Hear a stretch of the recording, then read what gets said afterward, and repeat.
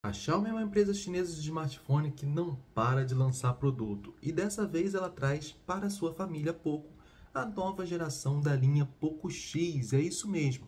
E com isso ela trouxe dois novos smartphones que prometem ser os novos reis do custo-benefício e quem sabe, né, tomar o lugar aí do atual Poco F5, né?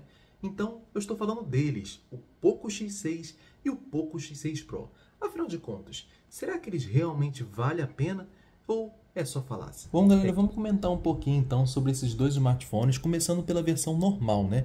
O Poco X6 normal. Primeiro vamos dar uma olhadinha aqui na questão do design dele. Como vocês podem ver, o módulo de câmera é um tanto quanto chamativo, né? Eu particularmente acho muito bonito isso. Eu acho muito bacana esses módulos de câmera exagerados, porque dão uma identidade visual única, vamos dizer assim, para o smartphone, né? Não fica aquela mesmice de todos os smartphones sendo lançados com a mesma cara, né? Então realmente eu acho bem interessante essa inovação, vamos dizer assim, nos smartphones da Xiaomi, né?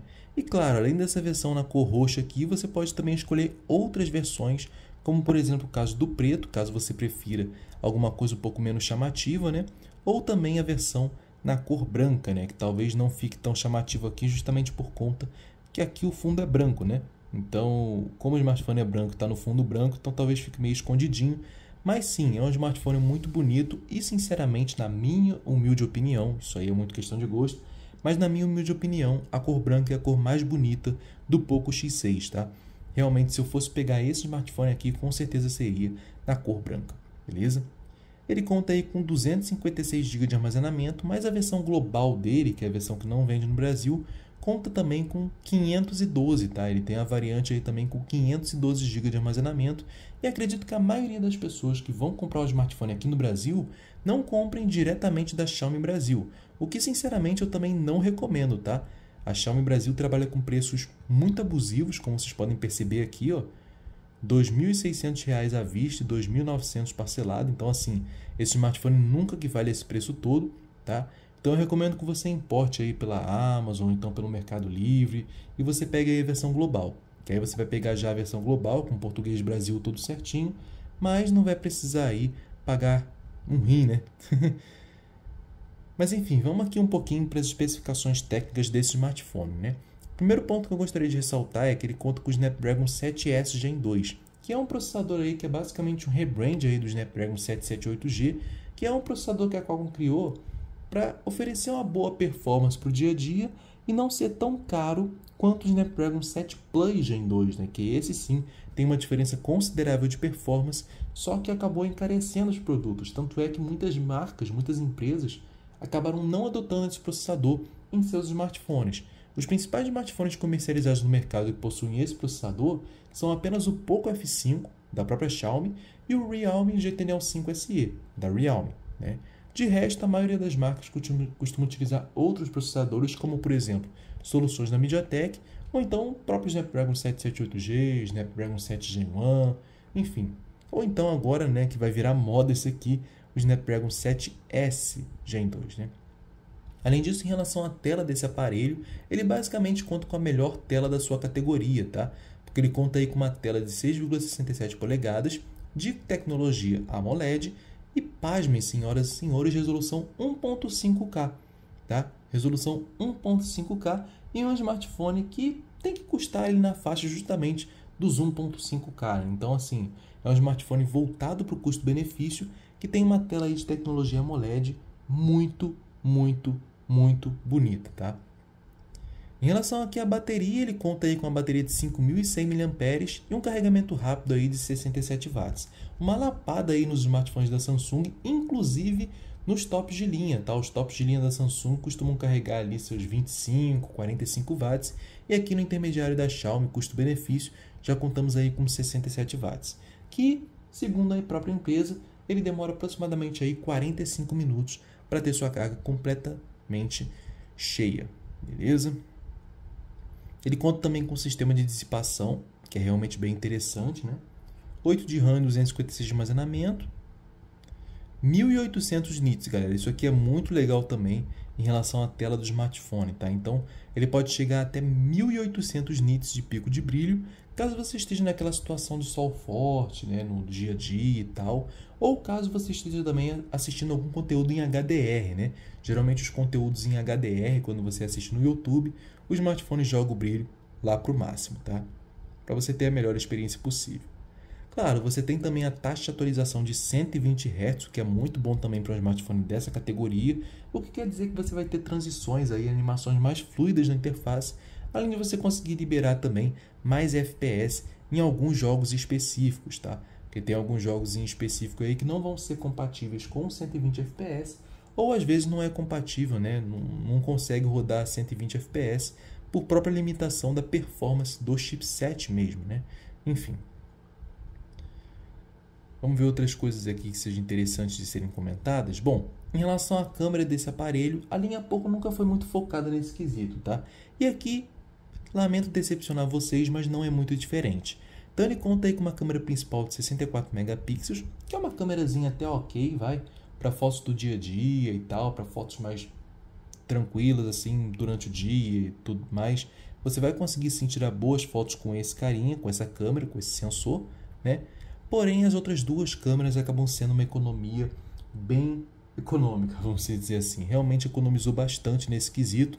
Então temos aqui uma câmera ultrawide de apenas 8 megapixels e uma câmera macro de, pasmem, senhoras e senhores, 2 megapixels. Basicamente o mesmo conjunto que está presente aqui no Realme GT Master, né? Que ele tem a câmera, justamente a câmera principal de 64, ultrawide de 8 e macro de 2.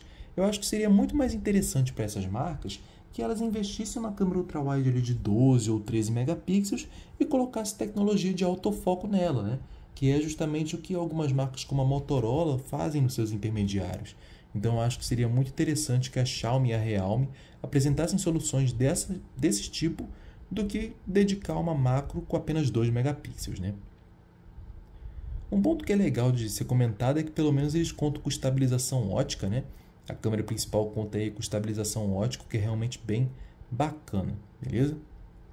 Conta aí com zoom direto do sensor, você pode dar um zoom aí de 2 vezes sem perda de qualidade. E é basicamente isso, né? Não tem muito o que comentar aqui em relação ao Poco X6, tá? Já comentamos aqui as principais especificações aqui, né? Um ponto muito legal de ser comentado é que ele conta com entrada para fone de ouvido, aquela entrada de 3.5 mm. E outro ponto muito interessante também é que ele conta com infravermelho, galera. Uma coisa que realmente é bem incomum de se ver em smartphones atuais, mas a Xiaomi ainda costuma colocar em praticamente todos os seus aparelhos. Basicamente é a única marca que manteve aí essa tradição de colocar o sensor infravermelho, que é aquele sensor que geralmente você controla a televisão, né, como se fosse um controle remoto. Então é realmente bem bacana, né? Ele conta com áudio estéreo também, que é realmente bem bacana. Agora vamos comentar um pouquinho sobre o irmãozinho mais top da família, tá, galera? Que é o Poco X6 Pro. É a versão Pro do smartphone e essa versão aqui possui algumas diferençazinhas, tá? A começar pelo design, como vocês podem ver aqui em relação ao design do smartphone. Ele tem um design aqui um pouco diferente em relação ao que está presente na versão normal do X6, né? Então vou até mostrar aqui para vocês direitinho, ó. Olha aí como é que ele tem um visual um pouco diferente, né? Deixa eu diminuir aqui um pouco a exposição para vocês conseguirem enxergar melhor. Ele tem um visual aqui, ó, o módulo de câmera, ele é um pouquinho diferente do que a gente viu lá no Poco X6 normal, né? Não é muito diferente, né? Segue quase que a mesma identidade, né? De colocar um bloco retangular aqui e colocar as câmeras aqui desse lado e o nome Poco aqui. Só que no caso do X6 normal, eu considero o módulo de câmera dele até um pouco mais exagerado do que a versão Pro, tá? A versão Pro é um pouco mais, vamos dizer assim, não é tão exagerada, né? Tá mais equilibrado o visual da versão Pro. Um ponto que eu acho muito legal é que ele conta aí com 512 GB de armazenamento, né? Assim como o modelo normal, que também tem versão de 512, esse carinha aqui também conta com versão de 512 GB de armazenamento e conta aí com 12 GB de RAM, né? Então é o ideal aí para você rodar a maioria dos seus jogos, enfim, seus aplicativos e tudo mais, né? Principais destaques aqui do X6 Pro. Bom, assim como o X6 normal, também está falando aqui que ele é cria da velocidade, né? Ele conta com o processador da MediaTek, tá? Ao invés de contar com o processador da Qualcomm, ele conta com o processador aí da MediaTek, que é o Dimensity 8300 Ultra.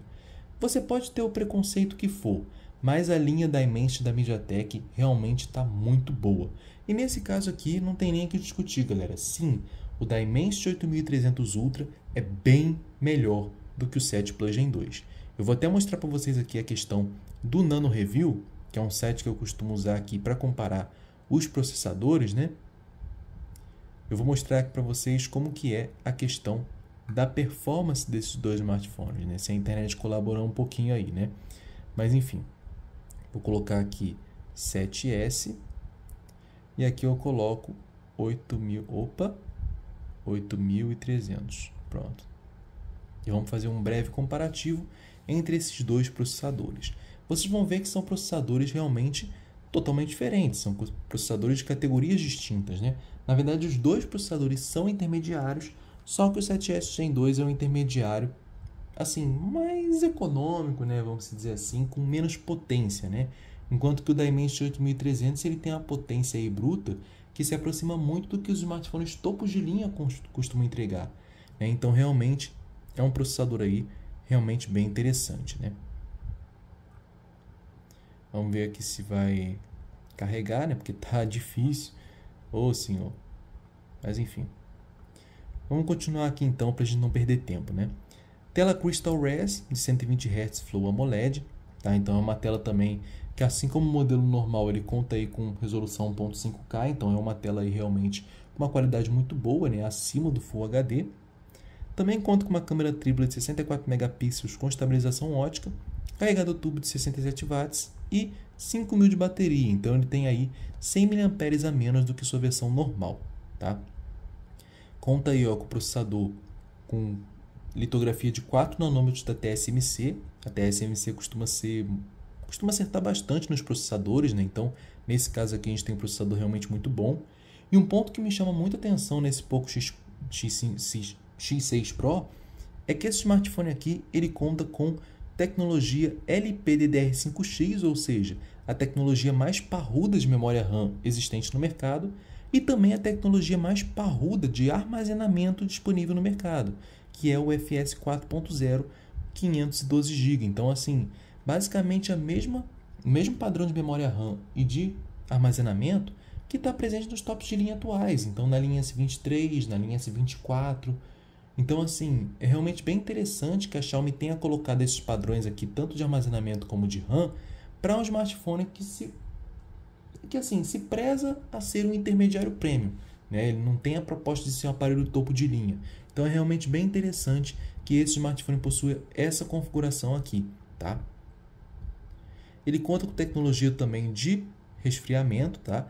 Nesse caso aqui do X6 Pro, ele tem a tecnologia um pouquinho melhor, que é a tecnologia Liquid Cool 2.0, que é uma tecnologia de câmara de vapor, tá?